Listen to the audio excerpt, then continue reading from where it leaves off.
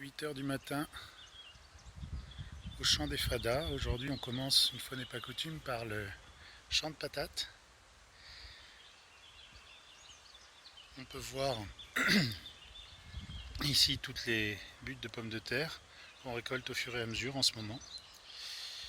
Ici les haricots verts et à côté les maïs popcorn, et qui pour certains commencent à avoir une bonne taille, puisque on arrive aujourd'hui au bassin. Là on peut voir ça. Donc et plus haut, voilà. Plus on descend dans le champ, plus ils sont gros. Probablement parce qu'il y a une pente naturelle et que l'eau va descendre. Ensuite ici on a les quinoa. Les quinoa qui se portent pas mal avec d'autres petites plantations.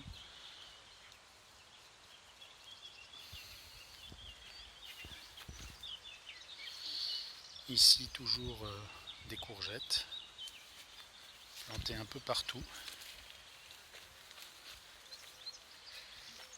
L'un de nos pêchers qui n'a pas été très brillant cette année, atteint par la maladie.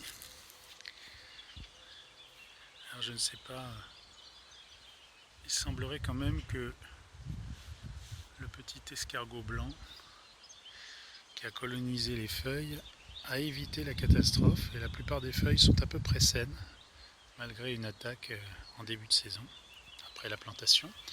Ici on a les oignons qui sont plutôt pas mal. Ici on voit quelques-uns qui ont été plantés et qui semblent se développer correctement.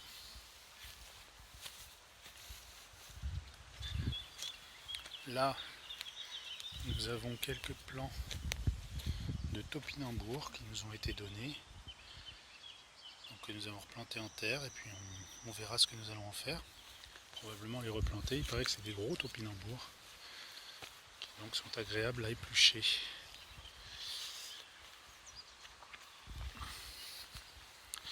Là-bas, parmi les derniers semis, donc on trouve toujours les plants de haricots verts.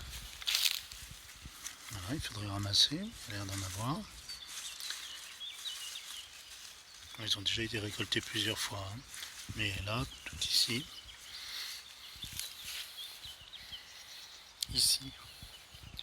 Alors ici, il y a un plant de patates qui est reparti. Là, toujours du quinoa. Et ici, première tentative de radis et haricots verts à côté.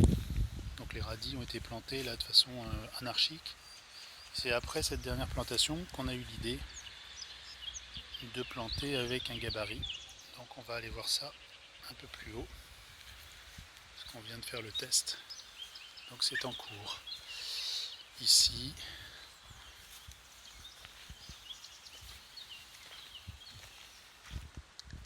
d'autres plants.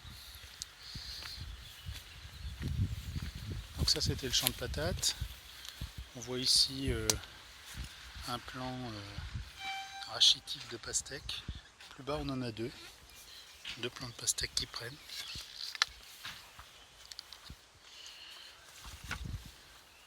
Parmi les nouveautés, l'arbre oiseau du paradis qui a été planté il y a 2 jours.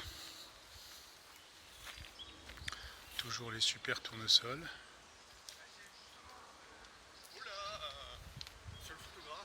Oui, je suis en train de faire un film. Bonjour messieurs. Notre président qui vient rendre visite. Et son fils, Jules. Donc ici,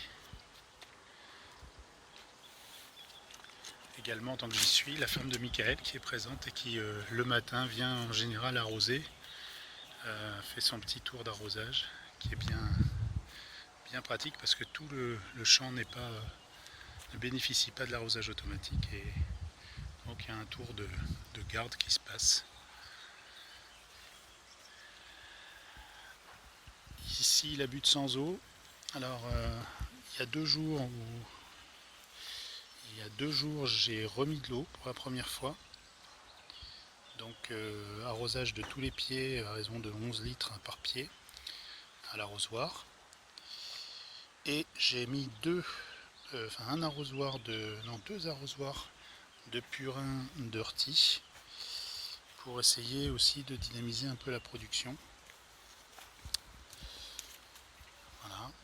Ici des petits plants rachitiques qui n'ont jamais vraiment pris. Enfin, on verra parce que sur la dernière vidéo de Pascal Pot, puisque c'est lui qui nous a vendu ces graines, il précise que même en conditions de sécheresse, pendant les grosses conditions de sécheresse, il peut arriver que les plants ne prennent pas, mais tant qu'ils ne sont pas morts, c'est pas grave parce qu'ils donnent ensuite jusqu'en novembre. Donc si c'est le cas, eh bien, écoute, on va suivre ça et donc on va pas forcément s'acharner, on va laisser le plant survivre. Voilà, donc quelques bonnes tomates. Voilà. Et surtout, on constate que les dernières n'ont plus le cul noir, quasiment plus. Ce qui n'était pas le cas des premières qui avaient subi, voilà, celle-là par exemple, qui par manque d'eau était un peu abîmée. Celle-là, c'est pas qu'elles sont pourries, c'est qu'elles ont le cul noir et après donc ça peut se dégrader. Voilà, ici on a nos premières aubergines du plan. Alors là aussi on est sur du sans eau. Là aussi une autre espèce qui a l'air ronde. J'ai plus les noms exactement en tête, mais c'est écrit. C'est de l'Imperial Black Beauty, donc ça doit être la même espèce. Alors, quelques beaux plants d'aubergines là qui se sont bien acclimatés.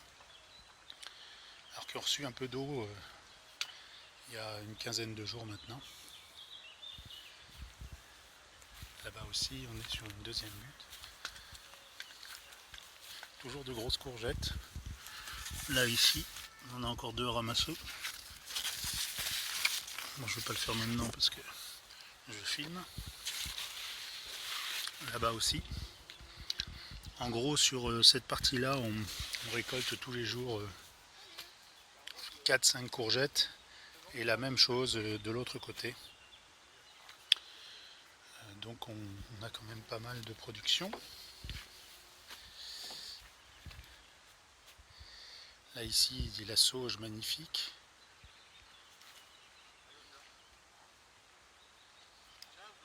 A bientôt.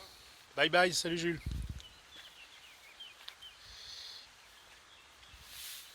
Ici un autre type d'aubergine qui est moins noir que la Black Beauty, qui est encore un peu ferme.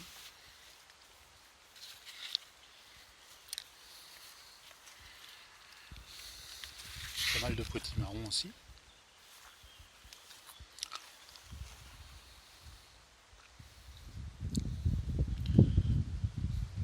Toujours des plants de tomates.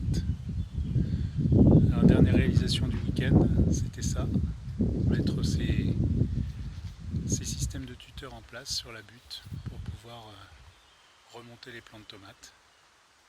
Alors cette butte a une caractéristique, c'est la seule à avoir des plants dits F1 qui ont été achetés dans le commerce. Voilà, les seuls, puisque tous les autres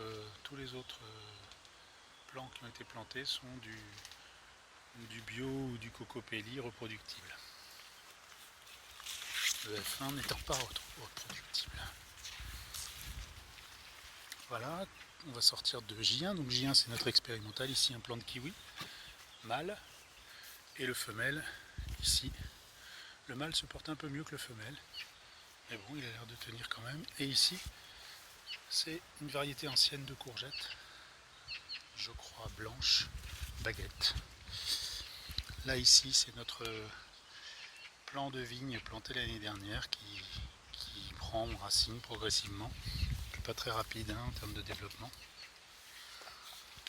Ensuite une nouveauté qui a été apportée, je ne sais pas où on va, visiblement celui qui l'a apporté sait où il veut le planter. Bien sûr toujours beaucoup de fleurs. Ici ces fleurs s'appellent des zinnias, elles sont très grandes. puisqu'elles arrivent à 1,50 m à peu près.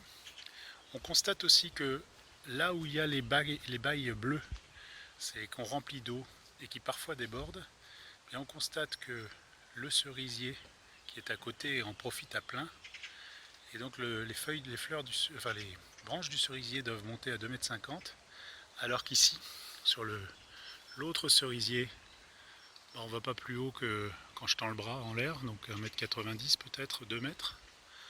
Donc on voit une vraie différence en termes de taille.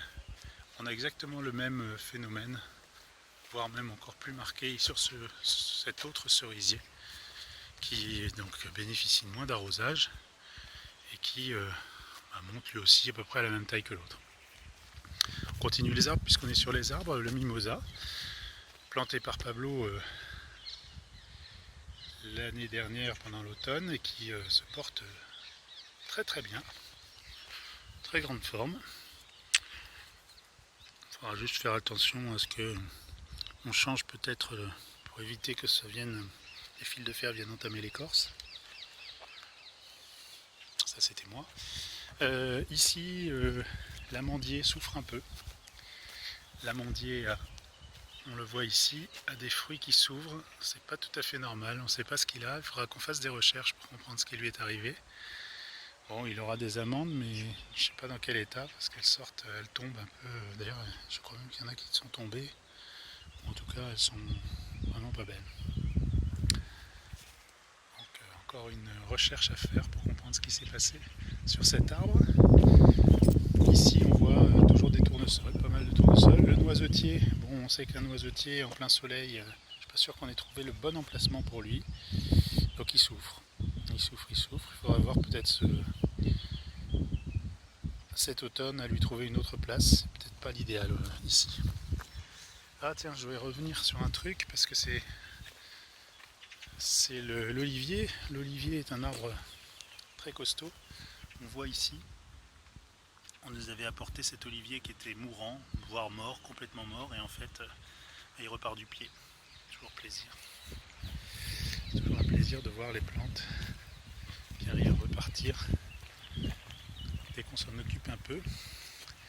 Un petit figuier là, qui porte ses figues tranquille, pas malheureux. L'Elainus citron qui se porte bien lui aussi, bien pris. Tous ces arbres ont été plantés cet automne. Ici, l'olivier de Jean, donc qui lui est un olivier avec, si on regarde bien, une libellule sur le dessus. Voilà, petite pensée pour Jean, une petite libellule qui se pose sur ce joli arbre. Donc on voit que cet arbre est plein de fruits, plein de vigueur. Bon, il vient de jardinerie, hein, donc il a été au départ boosté, on l'a acheté en l'état. Mais voilà, en hommage à notre ami Jean, eh bien, on voit qu'il se porte parfaitement bien. Ensuite, un autre petit olivier. Là, c'est mon beau-frère. Merci beau-frère. Voilà, il a l'air d'avoir trouvé sa place. C'est un olivier une repousse d'olivier qui vient d'une oliveraie qui avait été complètement laissée à l'abandon et qui a été reprise par une association il y a quelques temps. Et donc mon beau-frère a acheté pour soutenir l'association et me l'a offerte. Voilà, ensuite, puisqu'on était sur le quinoa tout à l'heure, on peut revenir dessus. Donc les plants de quinoa plantés ici. Alors ici, on est sur une terre qui a été retravaillée avec une incorporation massive d'eau. Et quand je dis massive, c'est une grosse bataille à peu près pendant 2 heures pour incorporer l'eau, pour faire avancer la fourche petit à petit, parce qu'il y avait une semelle tellement dure que l'eau ne pénétrait absolument pas. Et là, après ce travail-là, j'ai planté du quinoa. Et le quinoa se porte très bien, de même que d'autres plants qu'on a rajoutés il n'y a pas très longtemps. On a ici dans les interstices, puisque j'ai fait on a fait des repiquages. Donc voilà, ici on a replanté, là aussi on a remis quelques plants de tomates qui nous ont été donnés. Voilà, un peu de liseron. Bon, on va pas le laisser pour pas envahir le truc. Bon, ensuite ici on a notre début de haie, on a commencé une nouvelle haie. Voilà, et cette haie est donc arrosée tous les jours ou presque, enfin pas tous les jours mais assez régulièrement, très régulièrement. De même que, alors au début c'était pas du tout arrosé, on avait laissé un peu tout ça à l'abandon, c'était notre hors les murs. Et donc tous ces plants de courge souffraient, parce qu'il n'y avait pas du tout d'eau, voire mouraient. En plus ils avaient été déterrés par les sangliers, donc on a eu pendant quelques temps, comme il y avait du compost au sol, les sangliers déterraient ça, et nous le matin quand on revenait on réenterrait. Mais ça n'a pas fait du bien aux plants, quoi, hein. D'ailleurs on voit ici toute cette partie là qui était aussi plantée, il a fallu y renoncer. Ceux-là ont l'air de trouver petit à petit leur vitesse de croisière. Ils n'ont pas encore fait de fruits, mais on espère que les légumes finiront par sortir. Voilà, donc là au-dessus on a notre champ de patates. Ici aussi un hors les murs qui lui aussi pour l'instant ne donne rien, mais s'installe. Un peu plus loin, alors là on est carrément sous les arbres. On a voulu faire un essai avec un plant de tomates sans eau. Bah voilà, on voit le résultat. Il est vraiment pas heureux. Il est pas heureux. À mon avis, il passera pas l'été. Sauf à ce qu'il soit plus résistant que ce qu'on pense. Donc on verra. Je l'arrose de temps en temps quand même pour le laisser subsister, mais la concurrence avec les racines de ce mûrier ici semble lui être pas favorable du tout. Alors le plaque minier ici, qui fait pas de kaki cette année, c'est sa première année. Qu'est-ce qu'on a d'autre? L'abricotier. L'abricotier lui ici. Donc l'abricotier lui a fait des fruits, une petite vingtaine cette année pour sa première installation. Et puis ici, un qui a mis du temps aussi à démarrer, qui est pas mal, mais qui n'est pas en grande forme non plus, qui n'est pas parti d'un coup, c'est le prunier. Et on voit, donc on a mis à côté aussi, ici et ici, des élagnus entre les arbres. Voilà, parce qu'on a entendu dire que c'était bon pour les racines d'avoir des fixateurs d'azote entre les arbres fruitiers. Donc on fait des petites expériences. Ici le citronnier qui se porte lui plutôt bien, qui est même en grande forme. Il a quelques citrons. Voilà. Il y en a un autre derrière là. Voilà. Donc c'est sa première année. Alors on est agréablement surpris parce qu'il est quand même sur le chemin du Mistral. Et vraiment, puisque le chemin du Mistral, le Mistral passe par là en général et s'engouffre ici. Il est un peu protégé par l'arbre. On lui a mis aussi une canisse et ça a l'air de fonctionner. Ici aussi, après un démarrage difficile, on a encore un citronnier. Alors lui qui, ça y est, ça y décolle complet. C'est un citronnier caviar qui nous donnera des fruits avec des petites graines comme du caviar, au lieu d'être dans des pulpes allongées, c'est des pulpes rondes, toutes petites. Et donc quand on croque, ça explose dans la bouche comme des grains de caviar. Ça, on a hâte de goûter ça, mais c'est pas pour cette année. Alors ensuite on va terminer par Marguerite. Alors Marguerite, avant de faire le tour, on va, alors là ici, un des figuiers qui lui a une petite figue en cours. Donc c'est pas tout à fait l'explosion encore. Là ici, eh bien, on a des rosiers.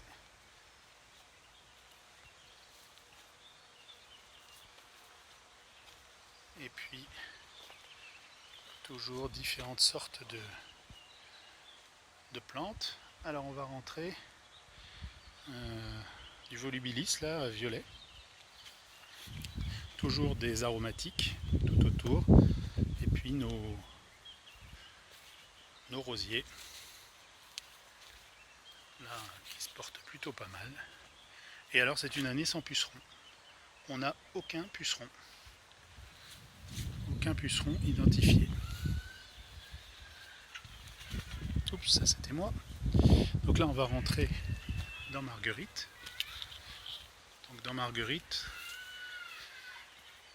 un arrosage automatique qui a été mis en place et qui donc permet 2 fois par semaine pendant 4 heures eh bien de maintenir l'humidité. Ici, on voit de jolies fleurs de capucine.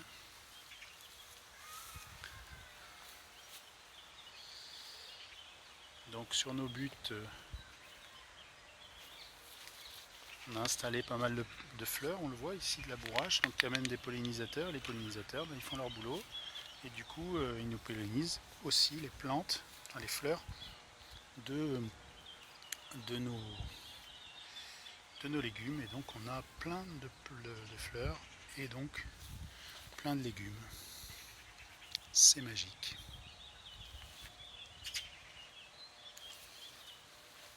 Donc je vais passer par là pour éviter l'ombre. Alors ici du maïs, mais du maïs décoratif. Ici je ne résiste pas au plaisir de montrer une jolie courge qui pendouille, une autre là.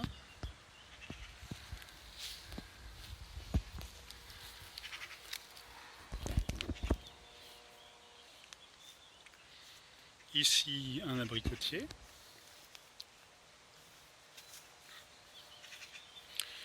Là de la consoude.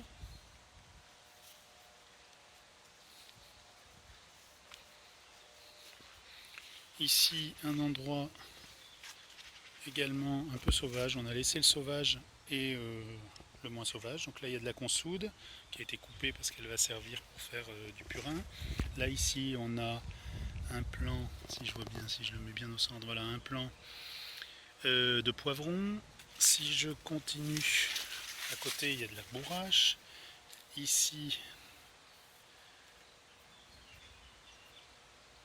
de la nette sauvage. Tout ça, ça n'a pas été planté.